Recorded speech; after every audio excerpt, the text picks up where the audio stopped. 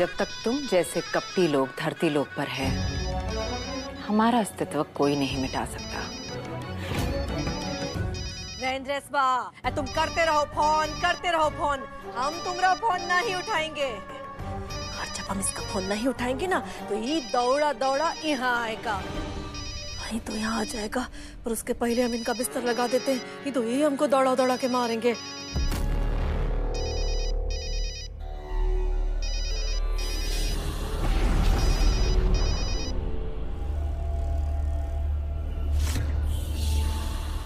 पगला गई है जो मुंह उठा के वहां चली गई। अरे हद करती हो तुम भी अर्चना। बेटियां अपने ससुराल में ही अच्छी लगती हैं। अगर वो सबके साथ वहाँ पर घुल मिलकर रहना चाहती है तो क्या गलत कर रही है वो? पापा, हाँ बोलिए। दीदी का इस गलत फैसले में ना आप उनका साथ ना दें। और आपको क्या लगता है जीजू के घर वाले घुल मिल के रहने वाले लोग हैं? आप बस उनको कहिए कि वापस आ जाए, बस। अरे तो वो क्या चाहती हैं तो जानिएगा कि नहीं जानिएगा, हैं? उनका फैसला तो उन्हें लेने दीजिए ना। अच्छा सुनिए जी, आप और आपकी बिटिया ज्यादा दिमाग ना लगाइए। आप स्वाति को फोन लगा रहे हैं कि हम और अनुज जाए उससे मिलने? लगा रहे हैं, भड़किए मत, लगा रहे हैं। तो ये तो अनुचित है ना देवी पौलमी? और जो आपने किया वो उचित है देवर्षि नारद। आप हमारे कार्य के मध्य आए क्यों? ना देवी पौलमी, हम तो गंधर्व लोक में विचरण कर रहे थे, तो हमने देखा कि कैसे देवी पौलमी मनुष्यों के बनाए हुए यंत्र के माध्यम से उनके साथ छल कर रही है। तो हम भी आ गए ये देखने कि मनुष्यों के द्वारा बनाए हुए यंत्र का जब आप आनंद ले रही हैं, तो हम ये अवसर को अपने हाथों से क्यों जाने दे। नारायण, कहाँ चली गई देवी पौलमी आप? प्रतीत होता है पुण्य क्रोधित हो गई। नारायण नारायण। स्वाति! अरे कौन है रे इतनी रात को? स्वाति! स्वाति कहाँ है? कहाँ है बे? कोनो डायमंड देख ली का? स्वाति कहाँ है? अरे इंद्रेश बाबू, ऐसा है स्वाति का रामायण देखना बंद करो, घर में सब सो रहे हैं। हमें बस ये बताइए कहाँ है वो? अरे इंद्रेश, अच्छा दा गला न फाड़। तुम्हारी बीवी तुम्हारे कमरे में है। स्वाति! इंद्रेश! स्वाति! अरे कहा? अरे ये आशी गवारा यहाँ कैसे प्रकट हो गए भैया? स्वाति तुम ठीक हो ना? तुम ठीक तो हो ना? अभी तो जान ही निकल गए थे। हाँ हम बिल्कुल ठीक हैं, पर तुम ऐसे हाफते में कहाँ आ रहे हो? कहाँ हुआ? बहुत ही बुरा सपना देखे। हाँ तो पक्का इनकी बीवी के प्राण गए होंगे, यमराज बने होंगे घर वाले। इससे पहले कि यमराज साक्षात प्रकट होके इनकी मेहरारू प्राण ले, खुदे प्रकट हो गए आशी का वारा। सुन रही हो कैसे ताने दे रहे हैं? और नहीं सुनना मैं, चलो। इंद्रेश, आलसी कहते हैं, याद करते हैं बेटे। हाँ भैया, अम्मा बिल्कुल सही कह रही हैं। आज तो इन्होंने भौजी को देखते ही कह दिया कि अगर इंद्रेश भी वापस आ गया ना, तो हम तो उपवास रखेंगे। क्यों अम्मा? हाँ, रख लेंगे। जी आप यहाँ खड़े क्या कर रहे हैं? जाइए छुटकाई भैया को मनाइए और पॉइंट कमाइए, जाइए। इंद्रेश, बहुत सुन लिया तुमने और हम, बस अब ये घर में और कोनो बहस नहीं होगी। ये घर तुम्हारे बिना सूना हो गया। हाथ छोड़िए हमारा। उनसे भी कोई पूछिए, वो का चुप है?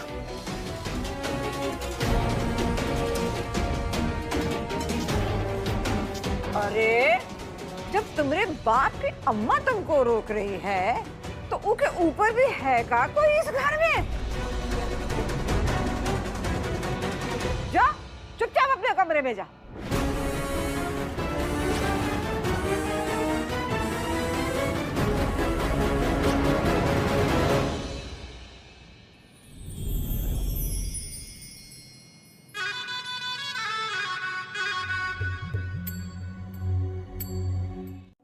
हमको ना तुम्हारा वो गणपति वाला डांस देखने का बहुत मन कर रहा है। पागल हो क्या तुम? अब हम यहाँ नाचेंगे? दिमाग खराब हो गया तुम्हारा, कल चेक करवा देते हैं। अरे इनमें दिमाग खराब होने वाली कौन सी बात है? डांस तो बिना दिमाग लगाए किया भी और देखा भी जा सकता है। चलो खड़े हो जाओ। क्या कर रही हो? खड़े हो, इधर आओ। अच्छा आज ना हम भी तुम्हारे साथ डांस करेंगे। अच्छा फटाफट अपना मोबाइल निकालो। अरे निकालो ना इंद्रेश, गाना नहीं लगाना का? लो तू होगी 1 2 2 कि अपने ससुराल में रहो, और सच कहें तुम्हारी बहुत चिंता होती है। बस भोलेनाथ सब सही करें। चिंता मत करो इंद्रेश, सब सही होगा। हर सुबह नई होती है और हर दिन नई उम्मीद लेकर आता है। जो उम्मीदों का दामन थाम कर रखते हैं वो अपनी मंजिल तक जरूर पहुंच जाते हैं।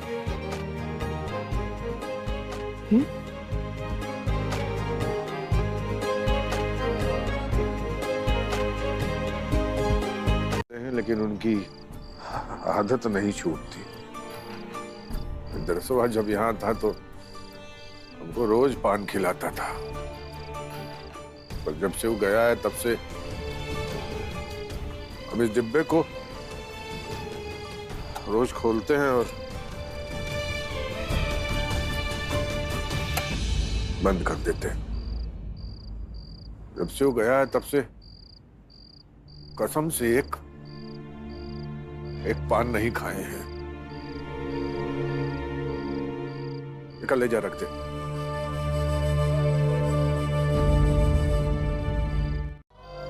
आपको भी पान खिला दिए तो ये मत समझिएगा कि पूरे आपके हो गए। जब तक अकेले थे आपके थे, लेकिन अब स्वाति का भी हम पर उतना ही हक है जितना आप सबका।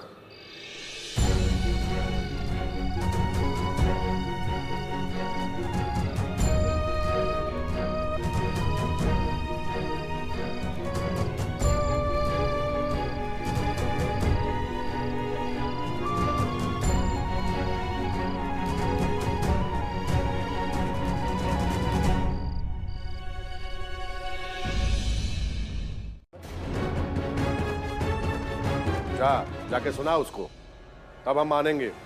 खाली तू लौट के नहीं आया, तेरा प्यार भी लौट के आया। अब ये कहाँ पागलपन है? हाँ बचवा, ब्याह के बाद माँ बाप पगले लगते हैं।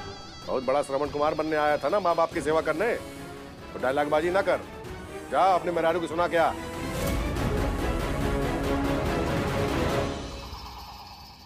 अरे जाना। कमाल है सच में यार।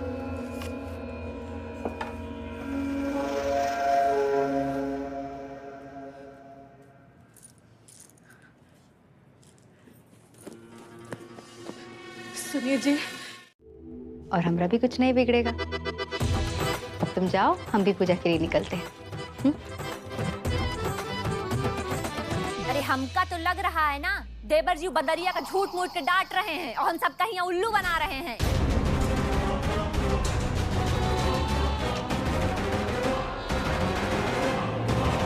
ओए आग लगाओ देवी, जबान संभालो जरा। भले ही इंद्रेशवा ने झूठ मूठ का डांटा, पर अपने बाप की बात तो माने ना। ये क्या कम खुशी की बात है? हैं? समझे कि नहीं? से हम उनका कल्याण कर सके, ये हम उन्हें उपहार स्वरूप देंगे।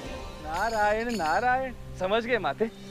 वो दोनों अपना नवीन जीवन आरंभ करने जा रहे हैं और इसी कारण आप उन्हें कमल का पुष्प देना चाहते हैं, भेंट स्वरूप, जो प्रत्येक नवीन आरंभ के लिए अत्यधिक शुभ माना जाता है। माते, एक आप हैं जो देवलोक से धरती लोक पर वस्तुएं ले जा रही हैं मनुष्य के कल्याण हेतु, और एक देवी पौलमी है जो धरती लोक से देवलोक वस्तुएं लेकर आती है मात्र अपने व्यक्तिगत स्वार्थ के पूर्ति हेतु, ताकि वे कुछ अनिष्ट कर सके। आप कहना क्या चाहते हैं देव ऋषि? माते, हमारी कोई ना कोई माया अवश्य रचती। देव ऋषि, आपका दर्पण नष्ट करने से देवी पौलमी का उद्देश्य नष्ट नहीं होगा। वो अवश्य कुछ करेंगी। वो कोई और योजना बनाए, उससे पूर्व हमें कुछ करना होगा। जैसे आपकी आज्ञा माते।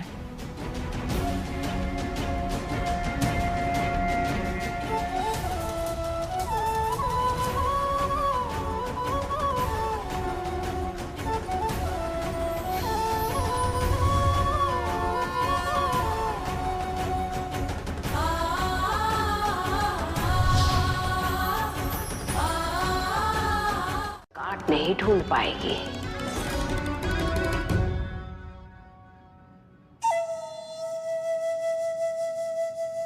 एक बार इस दर्पण के कण जोड़ दूं, उसके पश्चात देवी संतोषी के भक्त का मुख स्पष्ट दिखेगा और हम जो चाहें उसके साथ वो कर पाएंगे।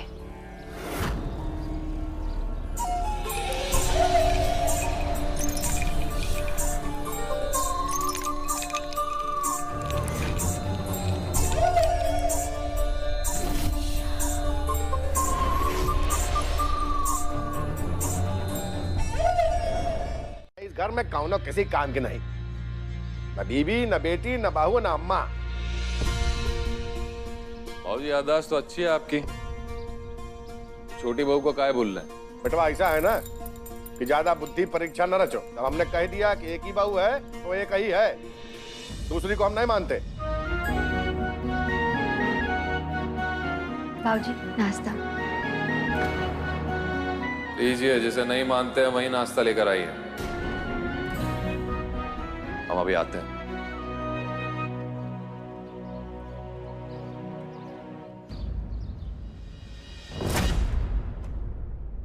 देखो ऐसा है कि ज्यादा होशियारी बनने की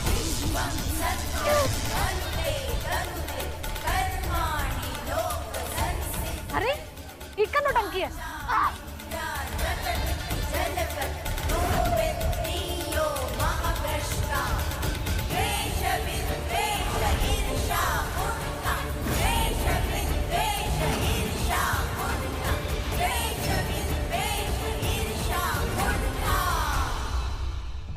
देखो जरा नौटंकी को। अरे अम्मा, अम्मा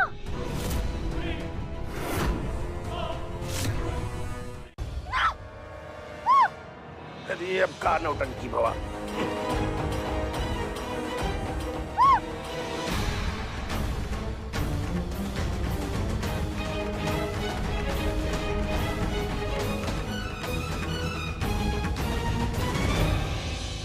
अरे क्या हुआ इसे? ये काहे ऐसे छटपटा रही है? हमारी पूजा में बिगड़ डाल दिया।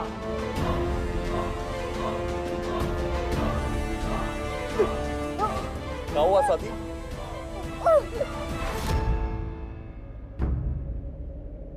क्या हुआ बताओ ना। और हम परिवार वालों की सच्चाई जो है नाटक लगती है। हाँ और का देखो, बीमार तो हम पड़े हैं और अम्मा पड़ी हैं।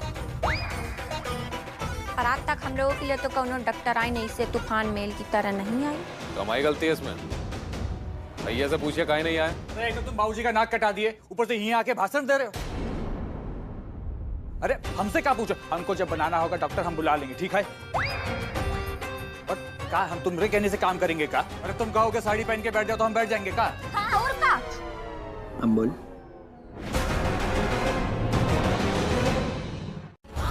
बस एक बार ये यंत्र निकल जाए, उसके पश्चात इसके प्राण लेने में हमें तनिक भी समय नहीं लगेगा।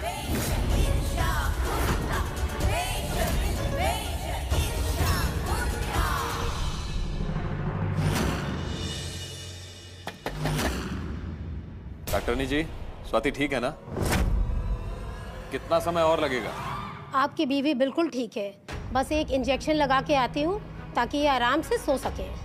जी, अच्छी बात। अब ये यंत्र इसके गले से निकालो। जी अभी निकालते हूँ।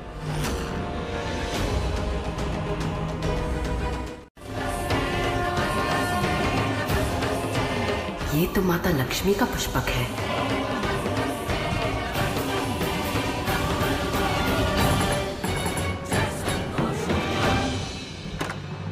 डॉक्टरनी जी, हो गया चेकअप? हाँ हो गया, मगर पता नहीं मेरे हाथ क्यों कांप रहे, मुझे हॉस्पिटल जाना होगा। हाथ कांप रहे।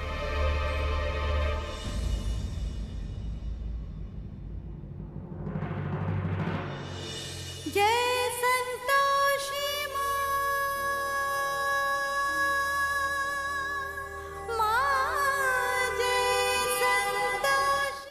माते, यही वो स्थान है जहाँ उस दर्पण के खंड खंड हुए थे, किंतु अब तो यहाँ कुछ भी नहीं है। देवऋषि, प्रतीत होता है देवी पौलमी ने उस खंडित दर्पण के साथ कुछ अनुचित किया है। माते, यदि ऐसा है तो ये तो अपराध है जिसका बोध हमें शीघ्र ही महादेव को कराना होगा। नहीं देवऋषि, अभी महादेव को बताने की आवश्यकता नहीं, क्योंकि इस संसार में सत्य के सिवा प्रत्येक वस्तु का अंत होता है। यदि देवी पौलमी ने कुछ अनुचित किया है तो उसका भी अंत अवश्य होगा। जी माते, जैसे आपकी आज्ञा। डॉक्टरनी के पास। कहाँ? डॉक्टरनी के पास? डॉक्टरनी के पास ठीक नहीं होता। इंद्रेश, चलो चलो। कहाँ जरूरत है?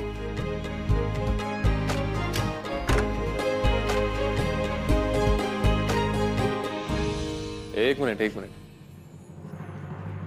ये तुम्हारा पल्लू।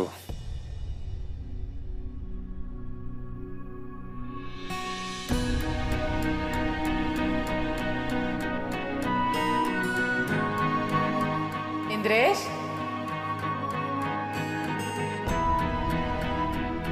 चाची जी आप? प्रणाम। जीते रहो। गोदी में खिलाए हैं। हमरे भी कुछ सपने हैं इसको लेकर, पूरा कर लेने दीजिए ना। ए अवधेश बो, हमार घर है, दोनों माया नगरी नहीं ना, यहाँ आके तुम सपना देखोगी। खड़ा का है, खाली वापस कर।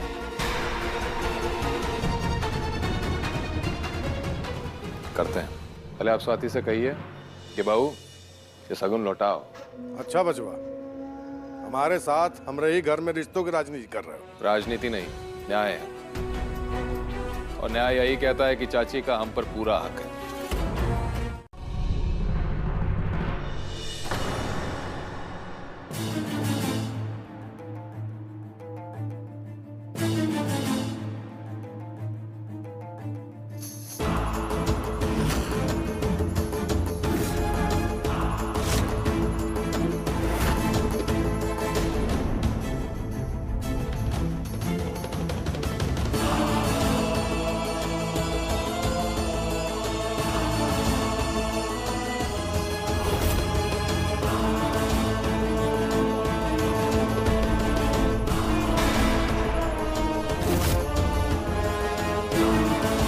किसके लिए?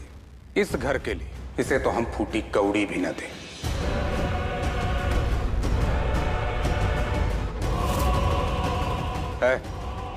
वापस कर इसे। हम ही नहीं दे सकते, चाची का आशीर्वाद है इनमें। बड़का भैया, कहता क्या ना अपने बहुरिया से कि हमारा थाल हमको तुरंत वापस करे। काहे कि जब हम इस घर से धक्के मार के बाहर निकाले गए थे ना, तो हमारे और तुम्हारे बीच एक दूसरे को नुकसान पहुंचाने का सौदा हुआ था, ना कि सगुन देके शुभ शुभ करने का। जय माता दी करके अम्मा के 2 सोने के सिक्के बेच दिए। अब बात कर रहे हैं गलती की? उन 2 सिक्कों पे आपका अकेले का हक नहीं था। भाऊजी, आपसे कोई बात किया? काहे बीच में कूद रही हैं भाई? और देख रहे हैं हम वही 2 सोने के सिक्के के लिए मरी जा रही हैं। बहुत बुरा लग रहा है ना?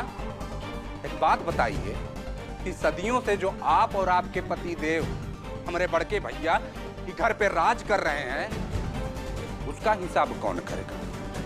बोलिए। राजा हैं तो राज करेंगे, और भिखमंगों को लतिया के भगाएंगे। चल निकल यहाँ से, बहुत बोली है, चल निकल। हमारा तिरस्कार देख के बढ़िया लगा? बड़का आई थी तुम सगुन लेके ना, तो बच्चा लगा रहा था, और जन जूता से तुमको सगुन देंगे। 1 मिनट चाचा जी।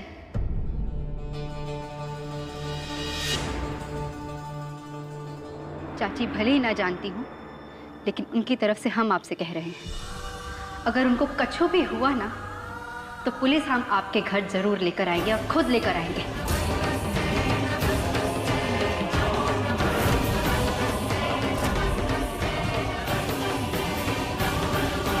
रही थी हमरे छुटके भाई। अगर उस ससुरा दुश्मन नहीं होता ना तो सारा कानून हम तुम्हें पढ़ाते, समझी? नलकूप विभाग की सुपुत्री महोदया, एक बात अपनी खोपड़िया में डाल लो, कानून यहाँ सिंहासन सिंह के कदमों में पड़ा रहता है।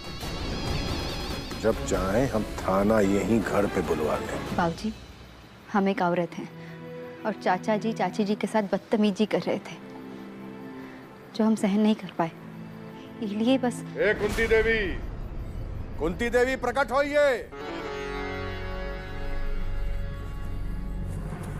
हो रही है तो बुला लेना दरोगा को। खाएगी तो ये जमीन की रोटी ही।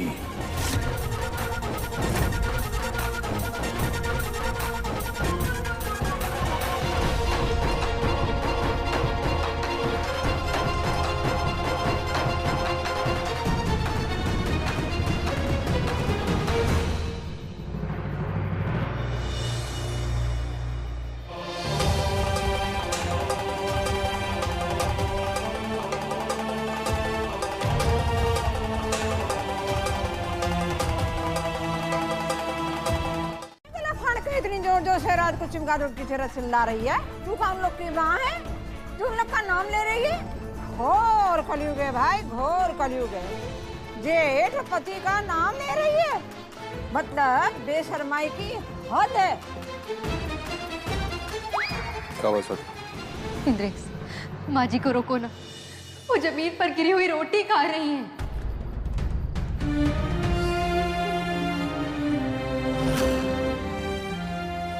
इंद्रेश, अपनी बीवी को लेकर जाए यहाँ से। हम नहीं जाएंगे इंद्रेश, ये गलत है। बाबूजी केवल हमको दिखाने के लिए माँ जी को तकलीफ पहुंचा रहे हैं।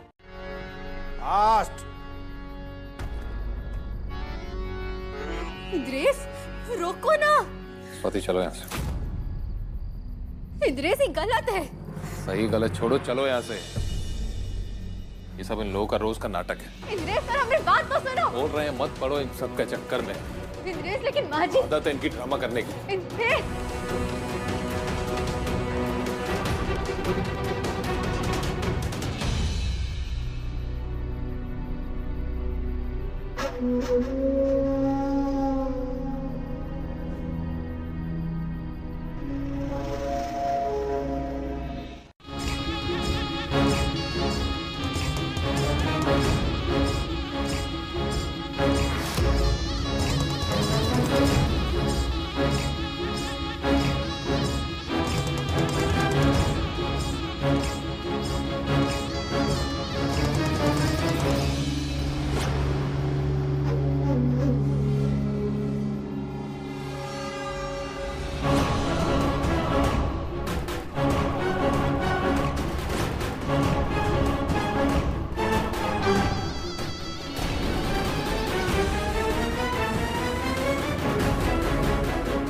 कैसे बैठे हो तुम?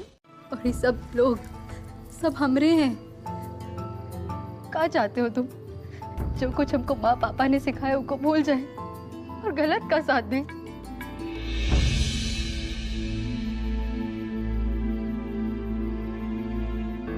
यार, हम बस इतना चाहते हैं कि तुम घर के मामलों में ना पड़ो। तुम्हें कोई भी बात गलत लगती है तुम हमें कहो ना, हम समझाएंगे उन्हें, लेकिन तुम दूर रहो।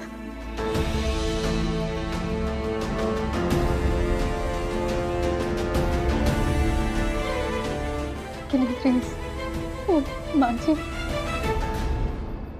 हाय रे, हमके लिए तेरी बीवी रहे ई घर में और हम उसके कमरे तक ना जा पाए। बहुत बड़ा पहरेदार बन गया रे तू तो अपनी बीवी का। जी, और जो भी बने हैं दिल से बने हैं दादी।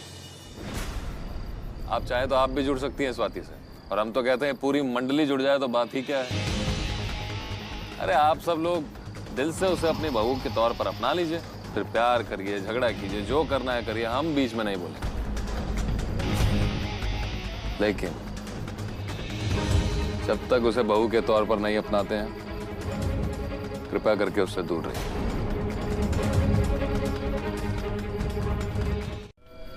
उर्फ सिंहासन सिंह, तुम्हारे पूरे परिवार के ना असली दुश्मन हम ही हैं। जिंदगी में कभी भी वो दिन हम नहीं भूल सकते जब वो घर से बेइज्जत करके हमको बाहर निकाले थे। यही लिए दूसरे का घर हड़पना पड़ा हमें। हमसे गलती हो गई।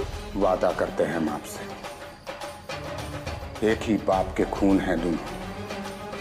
अगर आप पागल हैं ना तो हम महापागल हैं। जब तक आपको और आपके पूरे परिवार को लाके सड़क पे नहीं खड़ा कर देंगे और तलवे के सामने नाक नहीं रगड़वाएंगे ना, हम चैन से बैठेंगे ना। जोर नहीं लग रहा है कि हमारी बात दिल पे ले ली। काहे आपकी बात दिल पे लेंगे हैं? पति तो परमेश्वर होता है और परमेश्वर की बातों का बुरा थोड़े ही मानते हैं। तू मानती है ना हमें परमेश्वर? दुनिया के हर मर्द की बीवी माने ये जरूरी नहीं कुंती देवी। दुनिया में ऐसे लीचड़ मर्द भी हैं जिनकी बीवी उनको नाम से बुलाती।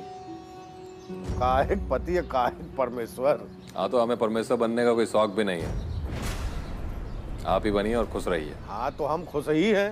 पर बचवा, तुम्हारी चिंता लगी रहती है। तू कब तक खुश रहेगा रे? अच्छा सिंहासन जी, आज चैत्र की चतुर्थी है। हमारे घर की परंपरा है कि बाप अपने बिटिया के ससुराल में फल, मिठाई, कपड़े वगैरह लेकर के जाता है। तो हम ये कुछ थोड़ा सा लेकर के आए थे। ये बढ़िया है। ये बढ़िया है। हम तुम्हारी बिटिया को अपने घर की बहू नहीं माने, लेकिन तुम जो है समधी बन के बार बार प्रकट हो जा रहे हो।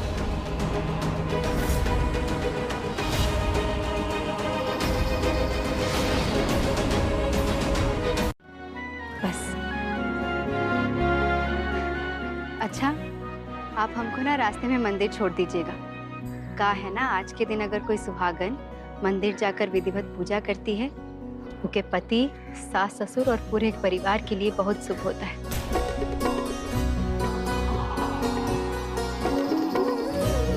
हाँ बेटा।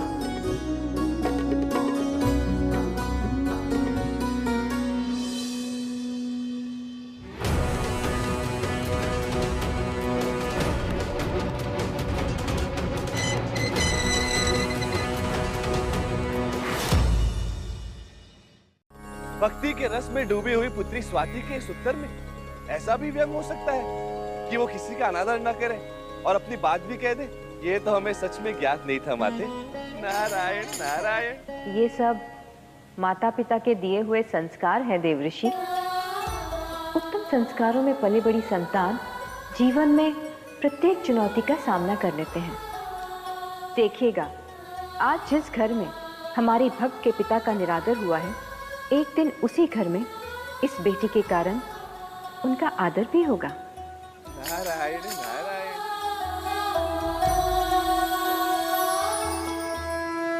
यंत्र को नहीं निकाल पाई, किंतु आज वो हमारे प्रहार से नहीं बच पाएगी।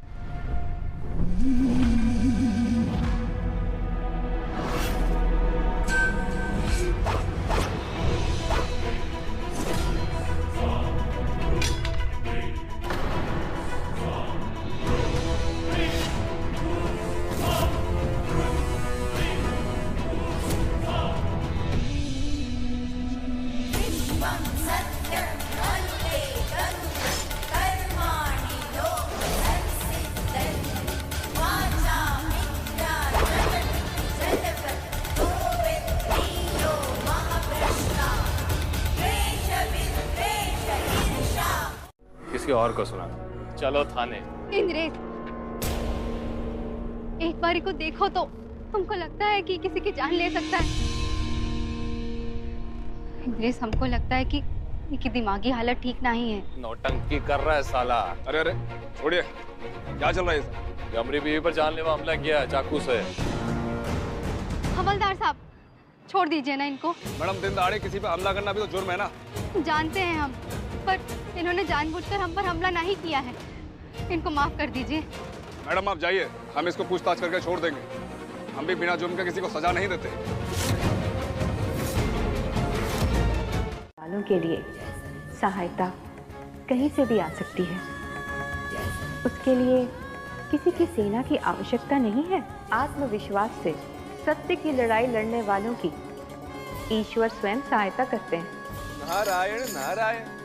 अर्थात माते, मरने और मारने वाले के मध्य जो रक्षक होता है वही ईश्वर का दूत होता है। हाँ देवऋषि, जो दूसरे के प्राणों की रक्षा के लिए तत्पर हो, उसके भीतर ईश्वर स्वयं सक्रिय होते हैं और ईश्वर अपनी किसी भी रचना को नष्ट नहीं होने देते।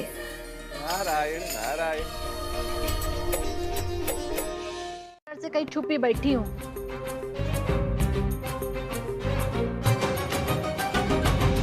दादी, हम आपके पैर दबा देते हैं, आइए। हट, जरा। इससे अच्छा हम किसी नौकरानी से पैर दबा लेंगे। तो नौकरानी समझकर ही हमसे पैर दबा लीजिए। हाँ, और जितना पैसा मालिश वाली को देंगे उतना हमें दे देना। फिर ठीक है, पैर दबा दे, पर आराम से दबाना। हाँ ठीक है, आई। पैर का तंत्र मंत्र से तो जान तक सुखा सकते हैं, जीना हराम कर सकते हैं किसी का भी। ना बाबा, हम अपने पैर रोज रोज नहीं दबाएंगे।